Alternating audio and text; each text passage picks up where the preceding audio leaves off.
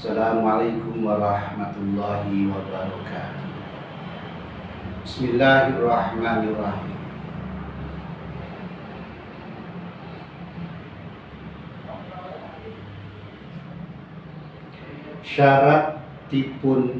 Syaratnya kalam ahli nahwu. Yang ketiga adalah mufid. Mufid juga dibagi menjadi dua. Satu, mufid menurut ulama ahli lughah, dan mufid menurut istilah ahli nahwu. Yang namanya mufid menurut ulama ahli lughah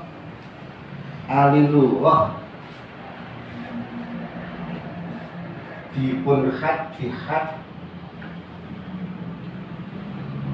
huwas tihdatul mali wal khair. Dua utawi sing jeneng mufid bangsa lughah iku istihdatul mali, anyar tekone bondo, wal khaira bareng-bareng sartane kebagusan. Wawunya wawu yang bermakna beserta, yakni wawu ma'iyah. Anyar tekane bondo. Jadi benda itu datang, harta itu datang, wal khairu bersamaan dengan kebagusan. Contohnya seperti sedekah. Jadi begitu saya menerima sedekah, di situ pula bersamaan dengan kebaikan. Dengan otomatis datangnya sedekah itu bersamaan dengan kebagusan. Berarti istihdasul mali, anyar tekone bondo, wal khaira bersamaan dengan kebagusan. Nah, bila mana ada istihdasul mali wal khaira, datangnya harta, mal, benda bersamaan dengan kebaikan, itu dikatakan mufid menurut ulama ahli bahasa, ahli lughah.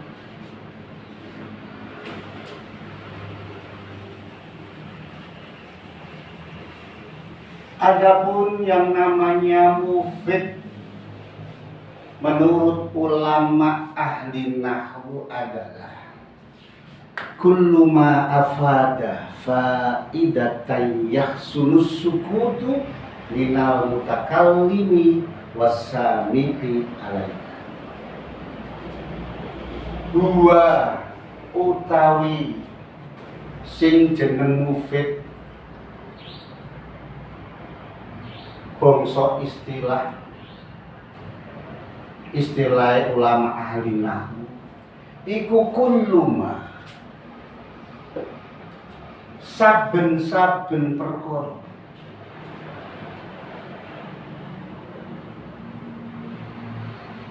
silema utawa iku kulluma saben-saben kalimat, saben-saben perkara atau saben-saben kalimat silema afada kan maedai apa buat oleh maedai kuwi faidatan kelawan faidah, sifatnya faidah yahsunu kan bagus, apa as-sukutu menang minal mutakallimi saking wong kang guneman wong kang ngomong, wasami'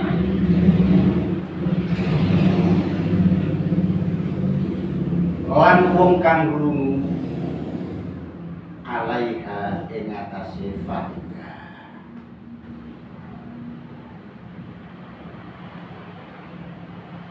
Yang namanya mufid, nah ini nahwu ini. Yang namanya mufid adalah kullu ma afada faidatan. Setiap kalimat yang memberi faedah. Setiap kalimat yang memberikan faedah.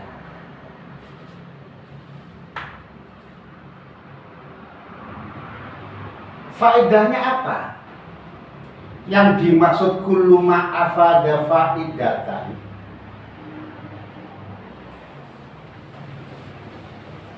itu setiap fi'il mempunyai fa'il. Koma Zaidun. Koma wis ngadeg sapa Zaidun Zaid.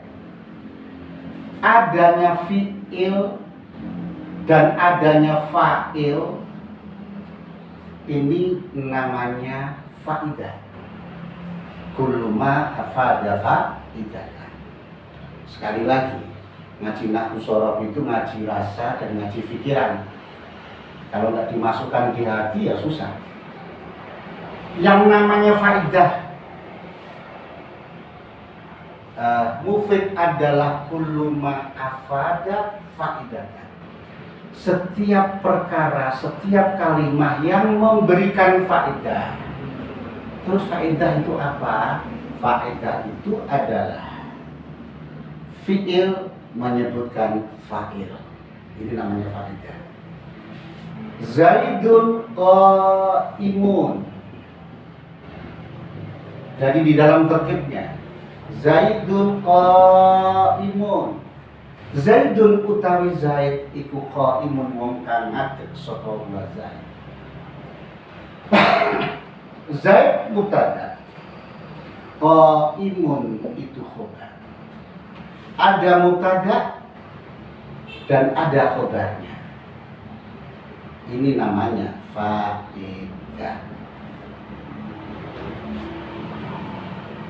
Faedah adalah adanya fi'il dan fa'il, adanya mubtada dan khobarnya.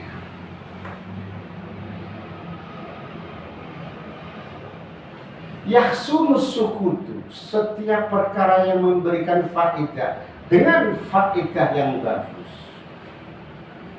Yang namanya bagus di sini apa? Yang namanya bagus adalah bagusnya dia. Yang dinamakan bagus itu bukan apa-apa, bukan pakaiannya, bukan ininya, bukan itunya, tapi yang dinamakan bagus adalah dia. Yahsunu opo as-sukutu menang. Bagusnya di sini, baiknya di sini adalah dia. Diam menang minal mutakallimi, sangka wong sing ngomong, wasami'i lan wong sing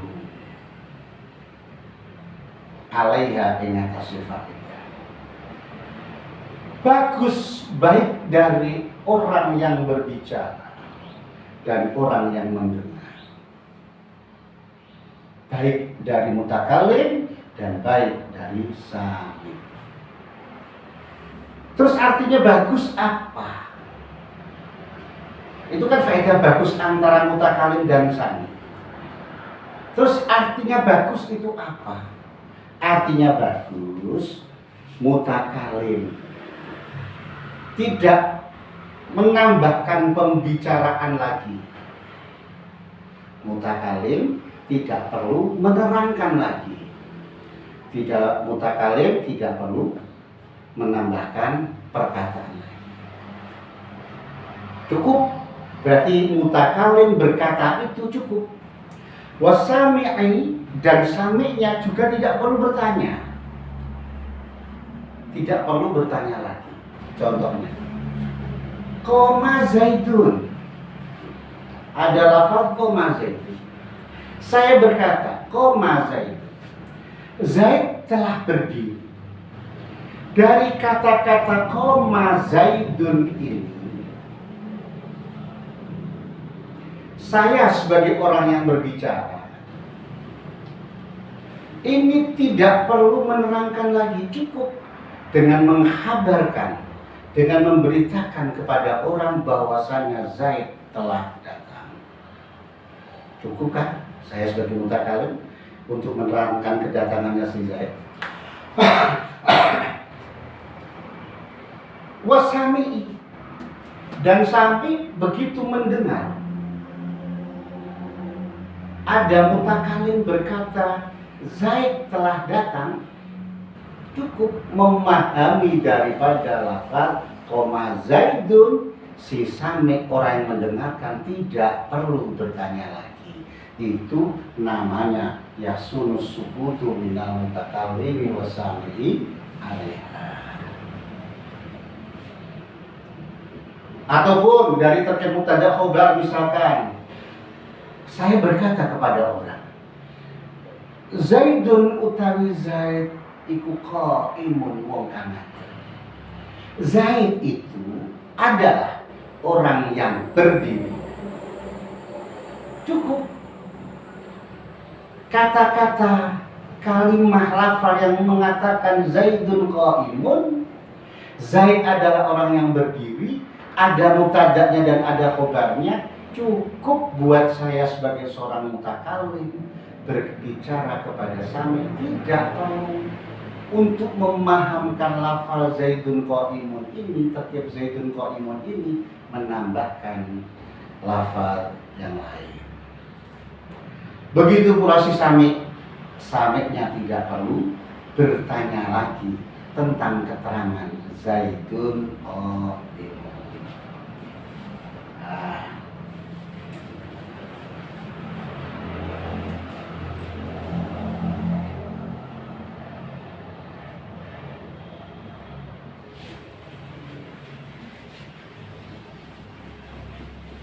Selanjutnya,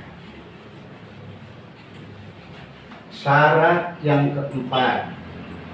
Syaratnya, kalau menurut ulama ahli nahwu yang keempat adalah wadho. Suaranya bagus Mas Iwan ya. Wadho, wadoa ya do'u wad'an, wadho.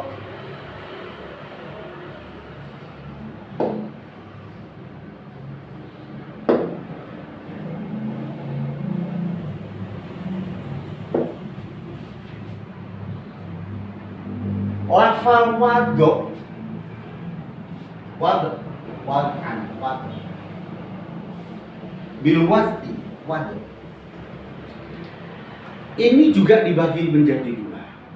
Satu adalah wadho menurut ulama ahli bahasa atau ulama ahli lughah. Tes.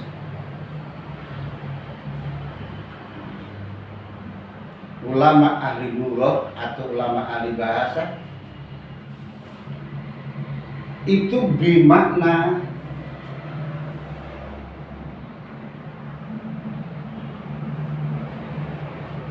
iskot,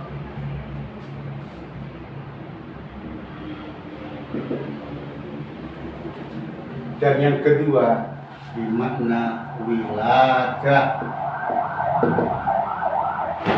menggugurkan.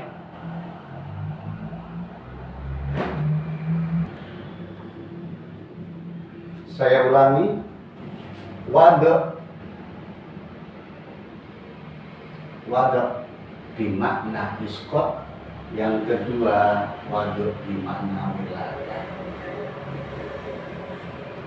Contohnya, wadho tu wis gugurake sapa ingsun, gugurake ataina ing utang an fulanin songko fulan, fulan itu si anu. Lafal wadoa di sini ini tidak bermakna wadoa nyelekno, meletakkan, tidak. Tapi wadoa di sini bermakna isqat, menggugurkan. Jadi lafal wado' itu asalnya adalah wado'a, yang artinya menggugurkan, guguran. Terus dimasuki ta, domir mutakalim, namanya domir mutaharrik rufi di domah. Mutaharrik itu adalah mengandung harokat, nyandang harokat. Bila mana ada fi'il madhi bertemu dengan ta, domir mutaharrik rufi,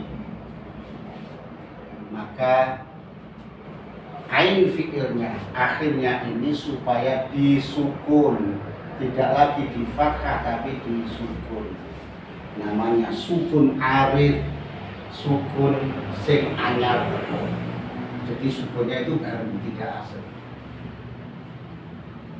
Jadi maknanya wado tuh wis gugurake sapa ingsun adaina ing utang an fulanin saka fulan.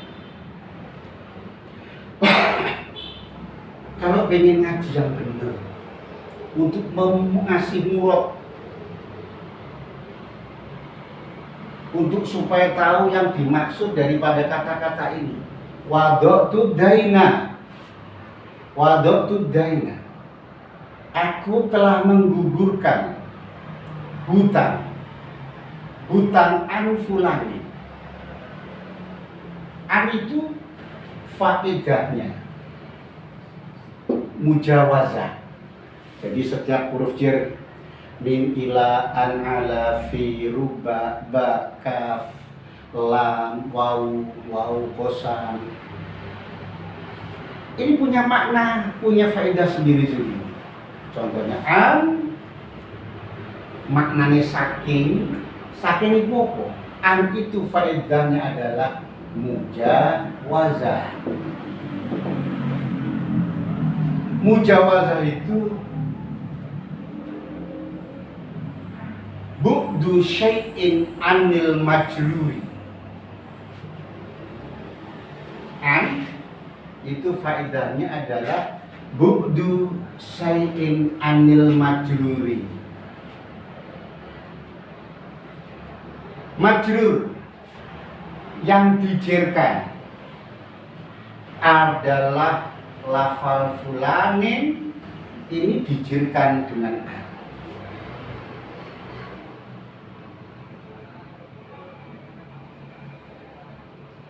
Lah an faedahnya menjauhkan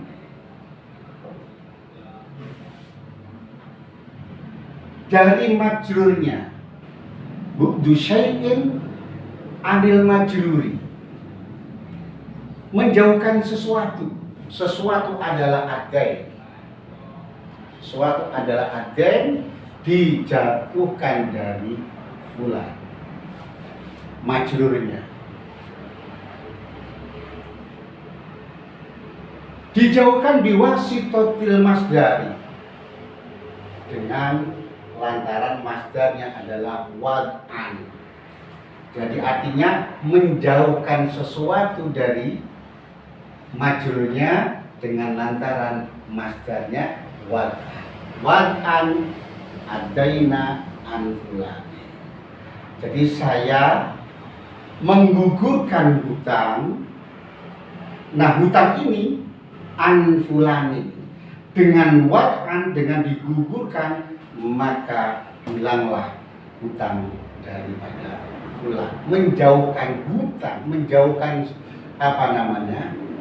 sesuatu dari majrur. Nah, ini artinya faedahnya mujawazah adalah bu'du syai'in anil majruri biwasitatil masdar. Nah, ini namanya wadok. Wadok yang dimana iskor, bukan wadoknya syaratnya kalam, belum.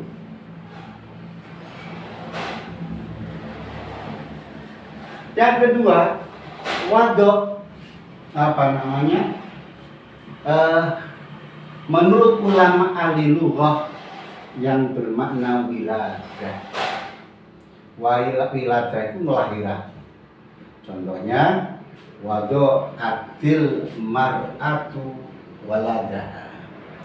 Wado'at wis ngelahirake sopo almar'atu wong wadon. Nglahirno waladaha ing anake wadon. Nang di zamane almar'ah nglahirake ing anake idza waladat nalikane nglahirake. Wadu'at almar'atu mu'annas, fi'il bersandar kepada fa'il mu'annas, fi'ilnya supaya dikasih ta'nis berbunyi wadu'at. Tapi kalau mau dibaca langsung wadu'ati.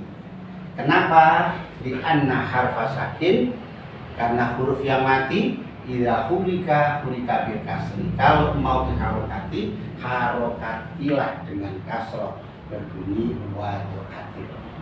Tapi kalau hukumnya ya wadu'at. Bacaannya wadu'atil mar'ah.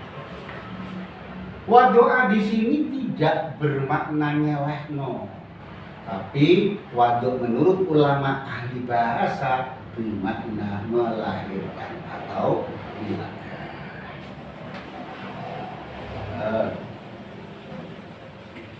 Masih cukup Mas Iwan? Selesai.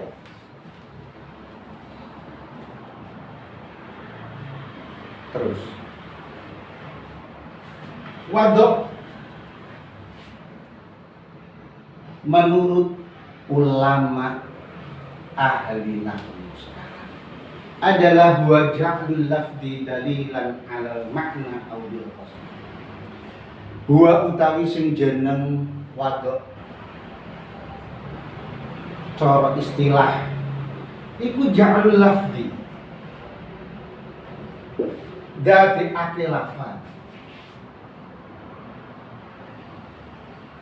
Apa to ilate kok dadekno lafaz dalilan krono nuduhake alal makna ing atase makna, orane nuduhake dadi ake lafal nuduhake ing atase makna mangkono au bil qasdi utawa kelawan sejane mutakalim.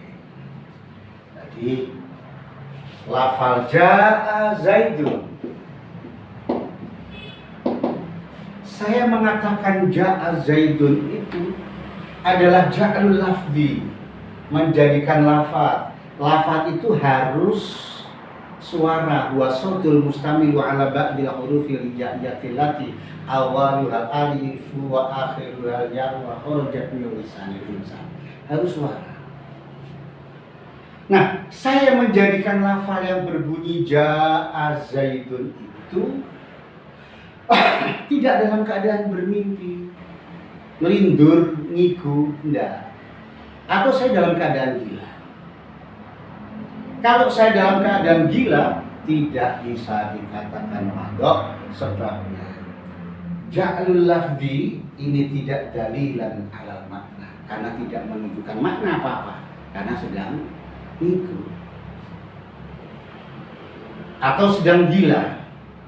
Au bil qasdi itu dengan dituju, disengaja oleh mutakalim. Selesai.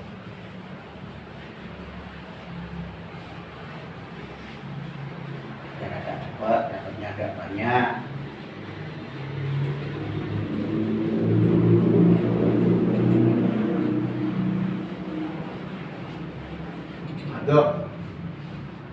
Jadi sudah, sarannya kalam, lafal sudah, murokab sudah, mufid sudah, wadok sudah. Nah, kalam itu dibagi menjadi 3. Kalau wa aqsamuhu utawi piro-piro dundumane juse kalam iku salah satu ana telu dirupane telu ismun sucine kalimah isim wa fi'lun lan kaping bidone kalimah fi'l wa harfun lan kaping telune kalimah huruf sifat huruf ja'al manan. Itu ibaratnya kalau manusia itu badan. Juz itu bagian dari badan, itu ada kaki, ada badan, ada kepala, ada tangan. Itu namanya juz, bagian dari tubuh, bagian daripada kalam, bagian dari dirinya kalam. Jadi kalam itu menjadi kalam itu harus terbuat daripada isim, fi'il, dan itu juz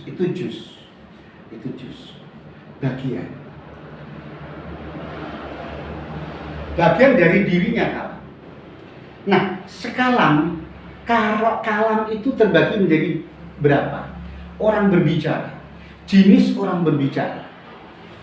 Orang berbicara itu terbagi menjadi 3. 1 dinamakan kalam tolak. 1 kalam tolak.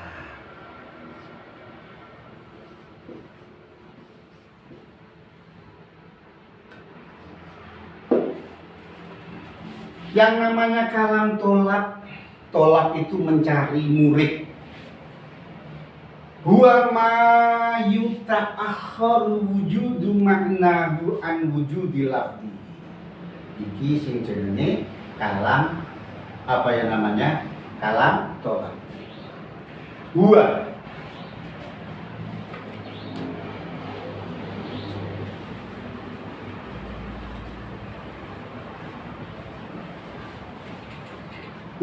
utawi sing jeneng kalam tolak iku ma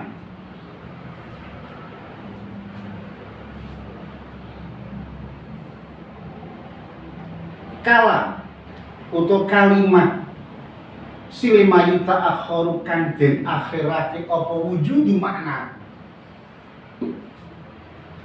wujude maknane ma kalam tolak den akhirake an wujudi lafdihi saking wujude lafade ma. Kalam yang wujudnya makna itu diakhirkan daripada wujudnya lafaz. 1 ini kalam tolak. Contohnya idrib zaidan.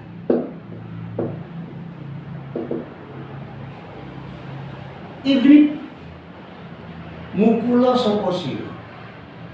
Mukul zaidan ing zaid. Saya bicara. Mas, jotesen zaid. Pukullah zaid.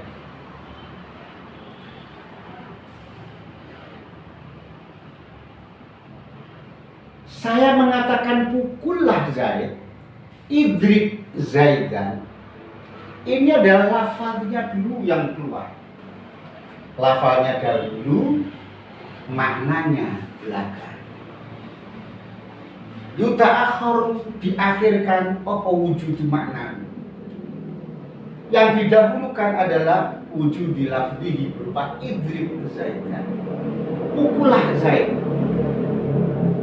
Nah, saya mengucapkan pukullah zaid, baru pekerjaannya mukul ini belakangan. Berarti yuta akhoru diakhirkan apa wujud makna, wujud maknanya memukul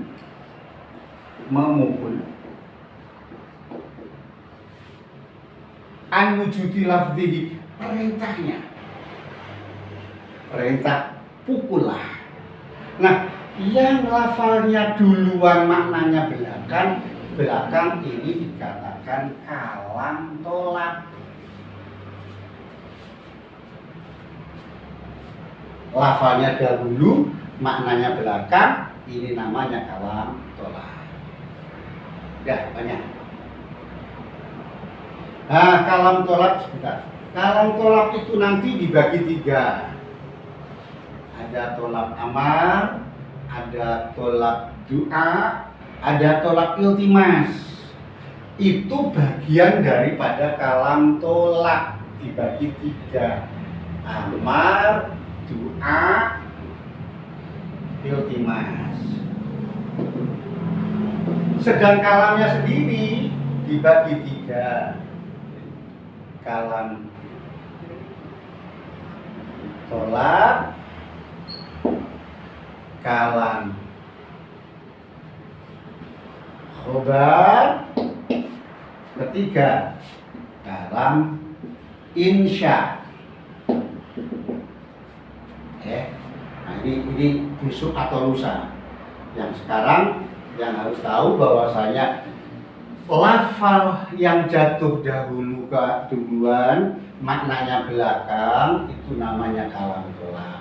Nah, kalam tolak itu dibagi amar, tolak amar, ada tolak doa dan tolak iltimas. Besok nanti disambung. Meneruskan apa itu kalam tolak, apa itu tolak amar, apa itu tolak doa, apa itu tolak iltimas. Akhirul qauli, assalamualaikum warahmatullahi wabarakatuh.